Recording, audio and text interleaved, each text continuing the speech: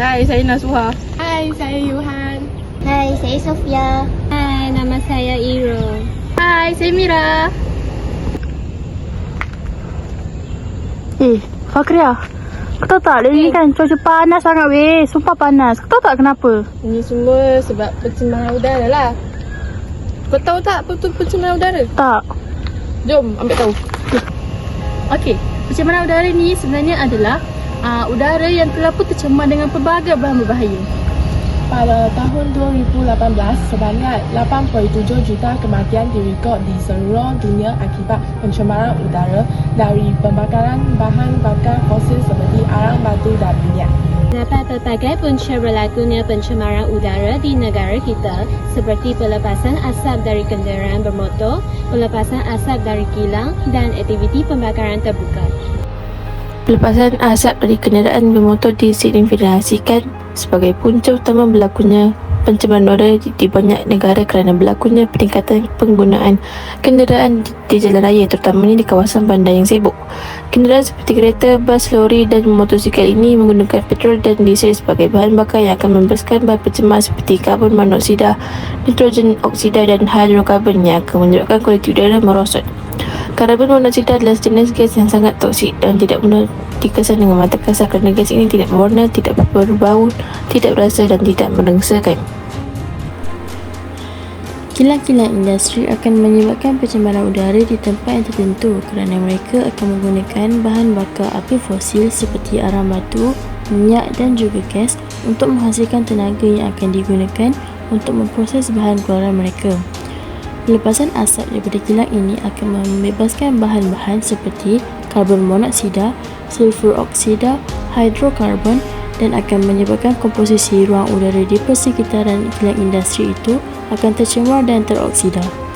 Jika pelepasan asap daripada kilang-kilang ini dilakukan secara berterusan, besar kemungkinan untuk kawasan itu mengalami fenomena jerebu, terutamanya ketika udara kering dan akan meningkatkan nilai IPU iaitu Indeks Pencemaran Udara.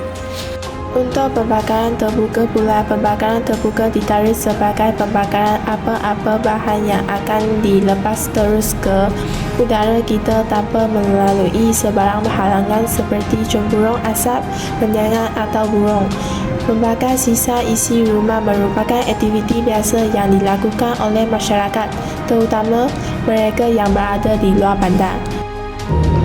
Korang dah tahu kan punca-punca pencemaran udara? Sekarang kita dengar pula apakah kesan daripada pencemaran udara yang berlaku. Kesan yang pertama ialah pencemaran udara akan menyebabkan berlakunya fenomena El Nino, iaitu satu keadaan di mana cuaca lebih panas dan kering, kemarau dan kekurangan sumber air bersih. Fenomena ini memberikan impak yang sangat besar kepada semua hidupan. Individu yang mengalami peningkatan suhu mendadak ini akan merasai gejala peningkatan suhu badan, denyut nadi yang lemah, loya dan muntah-muntah. Bekalan air yang berkurangan pula meningkatkan risiko penyakit bawaan air seperti kolera dan demam kepialu kerana menggunakan sumber air yang tercemar. Kesan yang seterusnya ialah jerebu.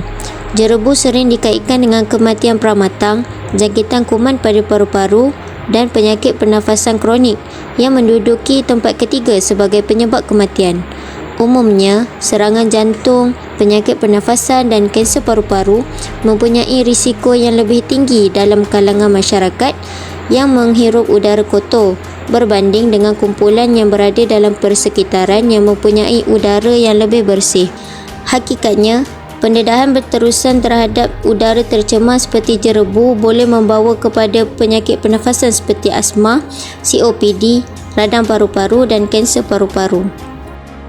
Pencemaran udara juga memberi kesan kepada kehidupan flora dan fauna. Tumbuhan akan mengalami kerosakan seperti neurosis iaitu keguguran daun dan klorosis iaitu pertukaran warna dan pertumbuhan terbantut. Hal ini akan menjejaskan ekosistem bumi kerana hidupan seperti haiwan herbivor akan kekurangan sumber makanan dan mereka perlu bersaing untuk meneruskan kehidupan. Tanpa kita sedari, kualiti tanah juga akan berkurangan dan menjadikan tanah tersebut tidak subur dan mengalami kerosakan struktur tanah dan perkara yang lebih teruk lagi apabila haiwan-haiwan ini kehilangan habitat mereka dan terpaksa berpindah ke habitat baru.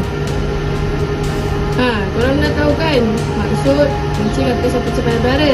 So sekarang ni kita beritahu pula pasal langkah pelbagai pihak untuk mengatasi masalah pencemaran udara. Seterusnya, setiap individu boleh menggunakan pengangkutan awam sebagai usaha mengurangkan pencemaran udara. Hal ini dikatakan demikian kerana penggunaan pengangkutan awam seperti bas, LRT, MRT dan kereta api dapat mengurangkan bilangan kenderaan peribadi di jalan raya. Oleh itu, gas-gas pencemar seperti karbon dioksida dan karbon monoksida yang dilepaskan oleh kenderaan bermotor ialah penyumbang utama kepada pencemaran udara. Masyarakat perlu menjalankan peranan mereka untuk mencegah pencemaran udara yang akan berlaku di mana jika tidak dibendung, ia boleh membawa maut.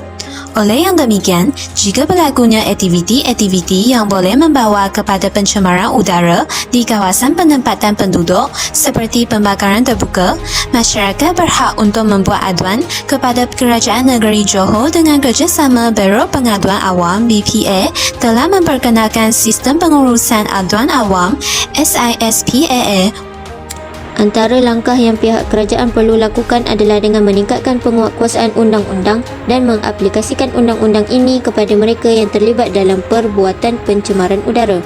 Sebagai contoh, pihak kerajaan perlu mengenakan hukuman kepada pihak tidak bertanggungjawab yang melakukan pembakaran terbuka secara besar-besaran. Kerajaan juga boleh mengenakan denda kepada pemilik kilang yang tidak memasang penapis di kilang mereka sebelum membebaskan asap dari aktiviti pemprosesan. Macam mana? Korang dah dapat kan apa sebenarnya yang kita cuba nak sampaikan. Jadi, kita sebagai rakyat Malaysia perlulah mengambil iktibar dan juga inisiatif untuk mengekalkan udara bersih ini. Kerana tanpa udara yang bersih, kita tidak akan dapat merasai kualiti hidup yang bagus. Bye!